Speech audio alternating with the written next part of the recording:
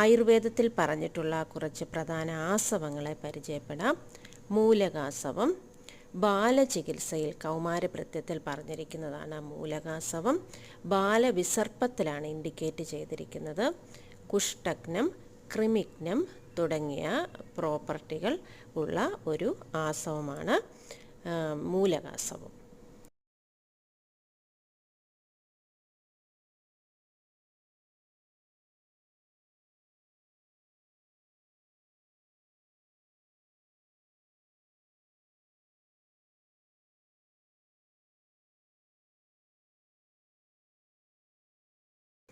രണ്ടാമത്തത് ലോഹാസവം.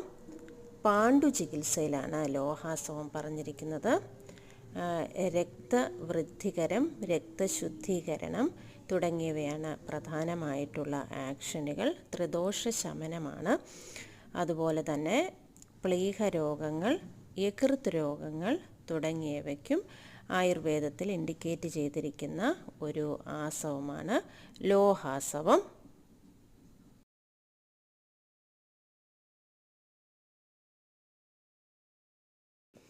മൂന്നാമതായി നാളികേരാസവം. രസായന പ്രോപ്പർട്ടിയുള്ള ഒരു ആസവമാണ് നാളികേരാസവം. ജെനിറ്റോ യൂറിനറി ആയിട്ടുള്ള കണ്ടീഷനുകളിലും ഇൻഫെക്ഷനുകളിലും ഇത് ഉപയോഗിക്കാൻ സാധിക്കും. മൂത്രളമായിട്ടുള്ളതാണ് ഈ ആസവം. ദാഹപ്രശമനം, വൃഷ്യം, രസായന ഗുണം ഇതൊക്കെ നാളികേരാസവത്തിൻ്റെ ആക്ഷനുകളാണ്.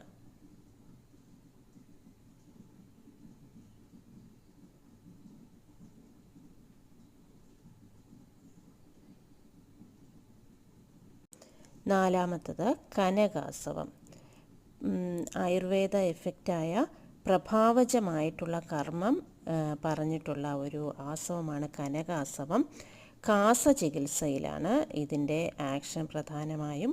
കാസം, ശ്വാസം, യക്ഷ്മ, ക്ഷതക്ഷീണം, ജീർണജ്വരം, രക്തപിത്തം, ഉരക്ഷയം തുടങ്ങിയവയിലെല്ലാം ഇതിൻ്റെ ഇൻഡിക്കേറ്റ് ചെയ്തിരിക്കുന്നു. കഫഹരമാണ്, കഫസ്രാവഹരമാണ്, കാസശ്വാസഹരമാണ്. കൃമി ചികിത്സയിലാണ് സുരസാസവം ഉപയോഗിക്കുന്നത്.